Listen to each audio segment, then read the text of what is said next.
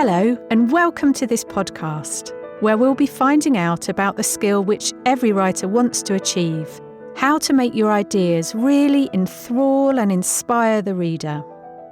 I'm Jane Tinkler, Senior Manager for the 9 Dots Prize, and we hope that the ideas of our 3 speakers will provide valuable advice and encouragement for anyone who's planning to enter the prize, or who just wants to make their writing more effective. I think to make your writing leap off the page, you should write how you speak, as if you were having a conversation with someone and you wanted to hold their interest. It's much better to have a very simple, clear, easily summarizable idea and then to complicate it than to have a very complicated idea and try and simplify it. The other thing I would say is that there should always be a story in it. As I was writing, I did come to realise that it's not these big flashy moments. It is the quiet moments that make everything feel much more real and much more like real life. There's more emotion almost in the quieter moments in a lot of the book as well than these big flashy moments. So, use natural and direct language, keep it simple, and remember that the small telling details often mean the most. One of the first things you have to decide on is how to structure your book to make sure the reader can really engage with it. Let's meet the first of our writers now and find out more about how she approached this. I'm Devi Sridhar. I'm a professor of global public health at the University of Edinburgh Medical School, and I worked through the COVID-19 pandemic with governments as well as writing articles for the media, and I finished a book about that experience recently, and it's called Preventable: How a Pandemic Changed the World and How to Stop the Next One. It was a really challenging thing to know how to take on a huge topic, and there are different ways to cut it. You could say, I want to focus on a particular country. You want to say you want to focus on a particular area within it, like someone might write a book on long COVID or on vaccines. But I decided I wanted to do something global and tell about the global unfolding country by country. So I've almost done it chronologically of how things started in December and then moving to January, February. So the book kind of takes us through time of what was happening. And in each moment in time, where was the epicenter of the pandemic? So obviously starting in China, but then moving out to South Korea, the Diamond Princess cruise ship, and then moving to Europe, North America, Britain, and kind of then across to big, large middle-income countries like Brazil, India, and South Africa. So yeah, I think it's a tricky one to know how to do it. But early on, you kind of have to make a decision of how will you start to simplify a very complex story. And you can do that through time, or you can do it through geography, or you can do it through topic. And I chose chronology. And why did Devi make that choice? Well, I think it's how all of us heard about the pandemic, right? So we all might have heard about it in the news, probably in international news in January, that something was happening in China. And clearly there was alarm bells ringing, images out of China of the response. And then we started seeing similar things coming out of other countries. So in a way, I tried to kind of recap how many people might have got to know about the pandemic and how it became closer and closer and closer to home and pull them into that. It's trying to kind of take that reader through the process of almost reliving it, but reliving it hopefully with the data and also some insider knowledge or insights into what did the scientific community know and not know at each point, and how did that inform what governments were doing. Let's meet our next expert and find out more about that advice to start with a simple idea, and that when it comes to writing, less is often more. I'm David Runciman. I'm Professor of Politics at Cambridge University. I'm also one of the judges of the 9 Dots Prize. I've been involved from the beginning. I'm part academic, part journalist. I mean, I'm lucky in a way in that there is a sort of middle ground genre, which is essay writing, so longer pieces of journalism. I write a lot for the London Review of Books. And I think for lots of forms of writing, particularly writing for a general audience, it's much more important what you leave out than what you put in, because it's in leaving things out that the story becomes clear. And even as I say these things, what I'm mainly conscious is that I'm not very good at it. I often remember a story I was told about 2 Nobel Prize winning economists who had come up with an amazing new theory of something. And they excitedly wrote to the Financial Times and said, we've just worked out how the world works. Can we have 4,000 words to explain it? And the Financial Times said, you can have 1,500 words. And they said, well, it's not enough. And they said, well, that's all we're going to give you. So they slaved away and they slaved away at it. And they boiled their idea down to 2,500 words. And they sent it into the Financial Times and said, take it or leave it. this cannot be said any simpler than this. If we lose another word, no one will know what we're talking about. 6 hours later, their editor at the Financial Times sent them back the 800-word version, and they read it and thought, oh, that's what we think. And I always kind of think if you can have that story in the back of your mind, it really helps. And that's a good example of how if you know your subject inside out, you have a tendency to complicate it. But probably the thing that you want to say is quite straightforward. And what about the suggestion to use quiet, maybe even mundane moments to connect with the reader and bring your story to life? My name's Mya-Rose Craig, and I am an environmental campaigner and activist, and I also founded my charity, Black to Nature, and very recently my book Bird Girl just came out. I suppose at its core, Bird Girl is a book about birds, basically.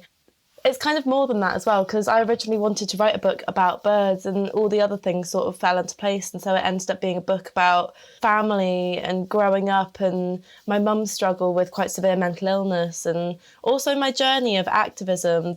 I was trying to find a way for my joy and my passion surrounding these birds to sort of leap off the page. And I guess the goal was for someone who's reading it, even if they'd never birdwatched a day in their life, to sort of get a bit swept up in that. And by the end to be like, yeah, birds are really cool.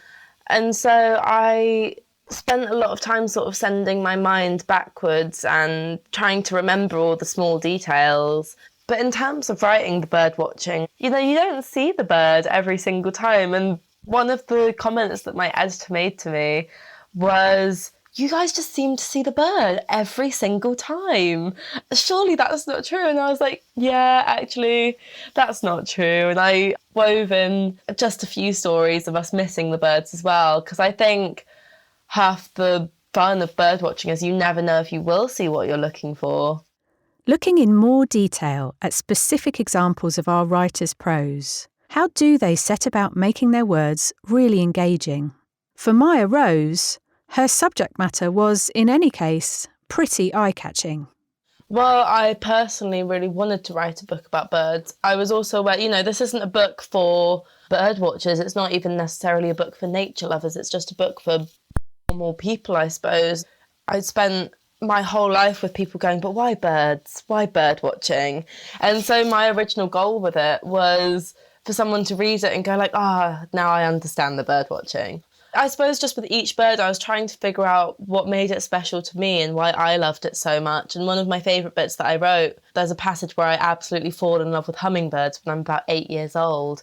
And especially the sword-billed hummingbird, which is magnificent. It has a bill that's like double the length of its body. It's ridiculous.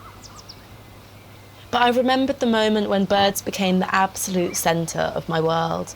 And that moment was right now, on the first day of our Ecuador trip, when I was at my least observant.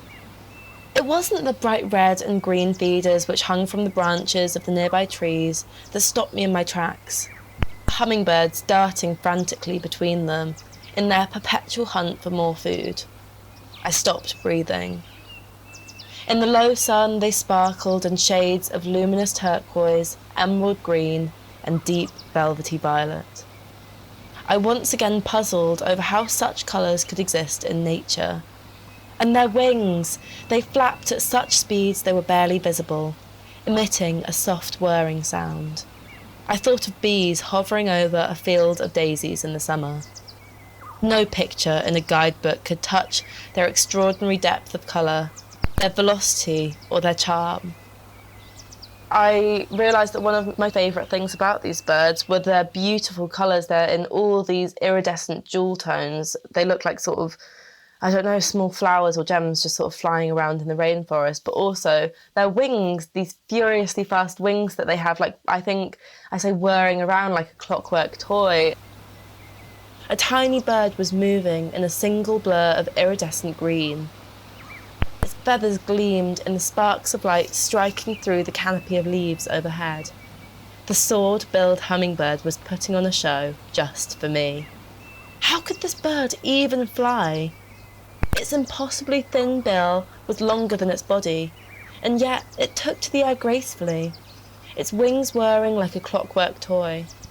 It was a hummingbird, like all the others, but it was in a class of its own.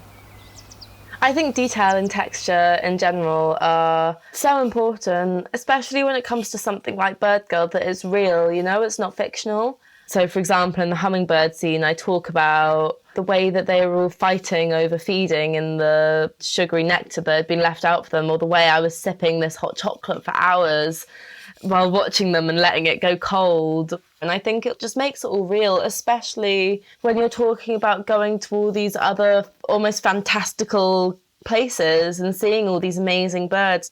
I just know there's an element of it that can seem almost like fantasy, and so I really wanted to ground that in the real world. And I think you can see that in particular in the way I include lots of very real world things that were going on in lots of these places. And so I talk about deforestation and things like that I was seeing. Mya-Rose was writing very much about her own experiences.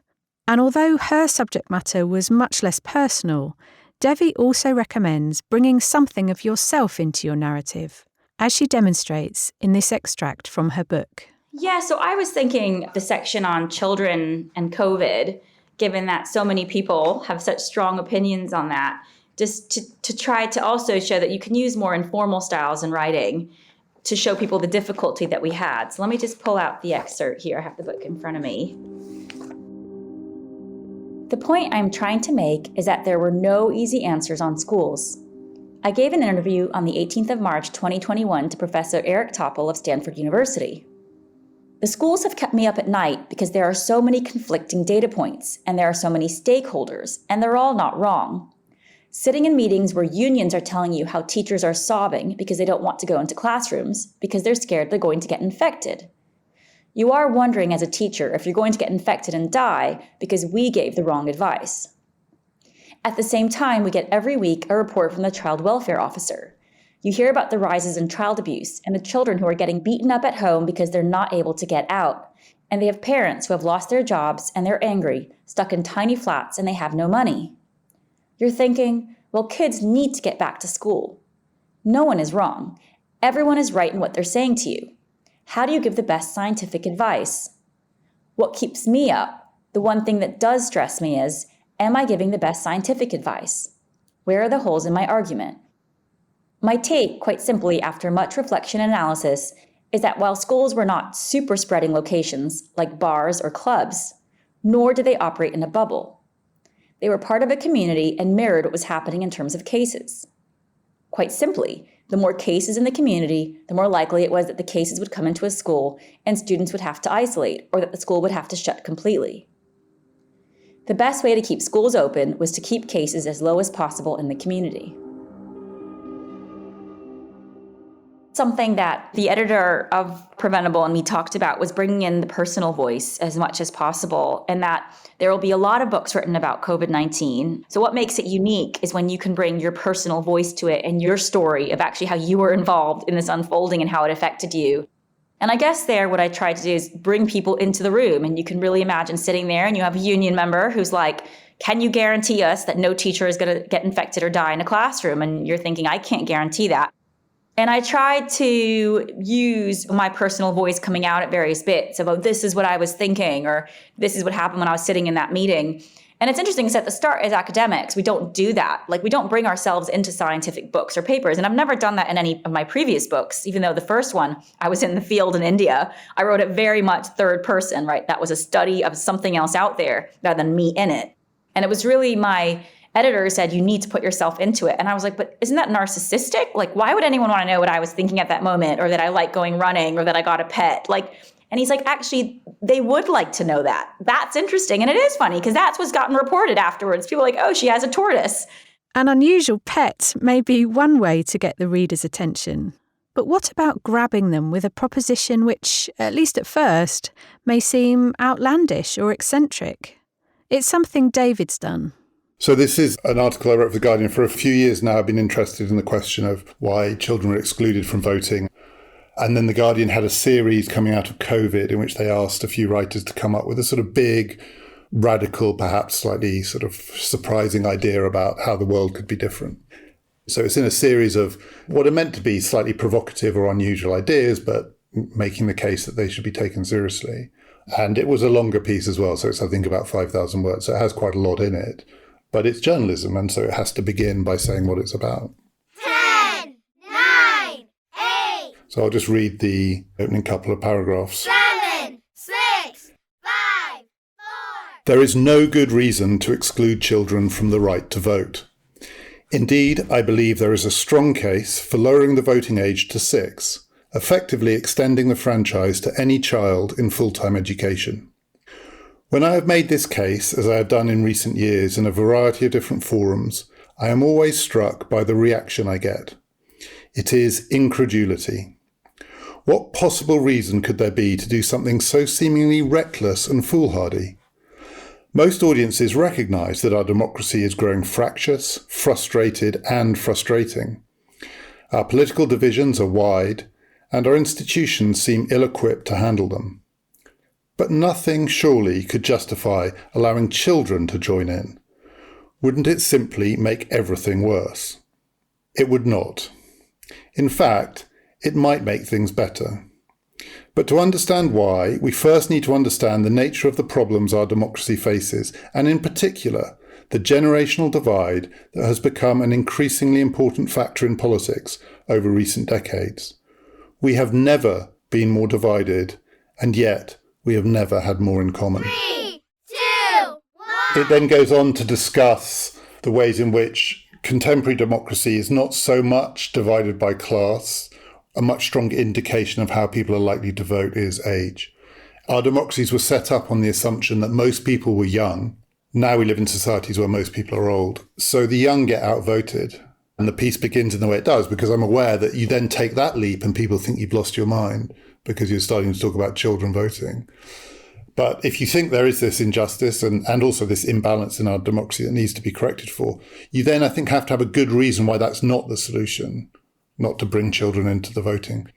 But the setup is to say, I know this is shocking, but there is something we need to acknowledge here, which is that our democracies have become unbalanced against the interests of the young. But having said this, be wary of trying to be provocative just in order to grab attention. But it does need to be not for its own sake. In a sense, I think this one, if it works because I mean it. I think we've all read things that are deliberately set out to be shocking, but you kind of think, this is a bit contrived. If you can find the thing in the thing that you really want to say that is the most arresting part of it, rather than, again, taking what you want to say and then dressing it up as something it isn't. Because I think we all know what a sort of deliberately sensationalist opening to a piece of writing looks like. And it tends to be off-putting because the reader loses a little bit of trust. Whereas I think something like what I just read, the idea is to try and say, look, I know you think I'm taking the piss, but I'm not. And I'm actually going to go on and the hope is that this person then wants to go with that. But yeah, it's definitely worth grabbing the attention with a big idea. And big ideas are certainly what we're looking for. So to inspire all of you potential entrants out there, let's end with a final tip from each of our writers. I guess in terms of writing tips, not that I feel like I'm in any position to give writing tips, but I suppose the first one is obviously persevere. I know everyone says it all the time, but writing does get better when you practice. It is just a skill like anything else. No one's magically given the skill of writing. In some ways, writing about the why of birdwatching was really difficult, because I remember when I first sat down and I tried to write a passage that explained the birdwatching, I just couldn't quite do it, because it's part of me and it's part of who I am. And I ended up writing very purpley sort of prose that sort of, when you read it, it sort of had lots and lots of words and kind of said nothing at the same time. And so I sort of looked at it and I was like, right, this is not what we're going for, because like I said, it didn't say anything at all. And so I sat down and I really tried to pinpoint why birds. Things evolve, and quite often that is for the better. So I guess sort of embrace it if the idea starts to shift. Don't be afraid for the book to change or the writing to change and not be identical to what you first expected of it. I know Bird Girl is definitely very, very different from what I had first anticipated writing, and I know it's all the better for it, even though realising there was going to be something different was kind of terrifying at the time. Oh, editing is absolutely vital. I think the idea that people write a perfect first draft, maybe there are some very talented writers out there. I'm not one of them. I think a first draft is really just trying to get words on a page, which is the hardest bit, right? You can all imagine sitting in front of a blank screen with nothing on it and thinking I've got to write 50,000 words, or like my book, 100,000 words. That's hundreds of pages from a blank screen. And so the first draft in some ways is the hardest, of just getting your ideas down, getting your words down. Maybe sentences aren't perfectly constructed, but get them down. The concept is there. And once it's there, and that's for me probably 2 or 3 drafts where I'm going back and reworking it, making sure I often read things out loud, because in sentences that are clunky, you can simplify. And then that moves into a new phase when you send it to your editor.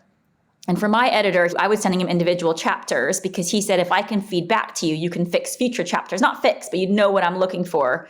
So that was really useful. So I revised each of the chapters and I sent him the whole thing. He read the whole thing, gave me really detailed comments. I had to revise the whole thing probably twice. So this was, a huge process, but I think it makes a better book. And I think it helped as well because I wrote the vaccines chapter. It was my favorite chapter because I'm quite into kind of tech and science and mRNA technology. And my editor came back and he was just like, it's boring. And people don't want to know about this vector and why it goes in that vector and that.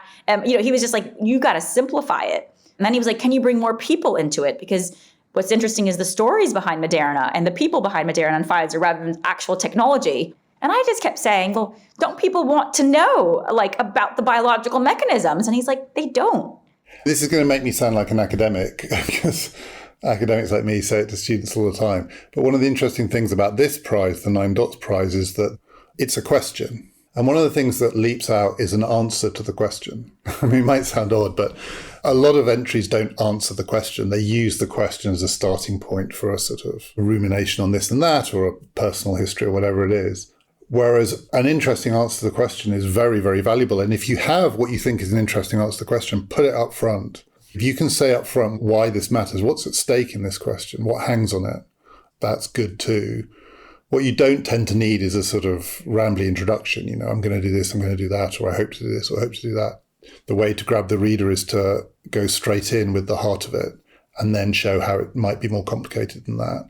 Resist as hard as you can the temptation to cram too much in. You do have to think of your idea. You have to know what it is that you want to say. But once you've got that idea, don't then worry about all the things that aren't in that idea or worry about all the things that it leaves out. If you've got an idea which is an interesting answer to the question or interesting take on it, shows what's at stake, trust in it and kind of run with it. Sage words of advice there from David, who is one of our judges. Now, it's your turn to get writing. Our question for 2022 will be revealed on the 7th of October. We hope we've persuaded you to enter and that the insights and experience of our writers will help and inspire you as you get started. We're looking forward to receiving your entries. And don't forget that the deadline is the 23rd of January 2023. We'd like to thank Professor Devi Sridhar, Dr. Mya-Rose Craig, and Professor David Runciman for taking part in this podcast and for their generosity in sharing their advice. Thanks also to producers Tom Wolfenden and Louise Adamson, and to all the team at Loftus Media.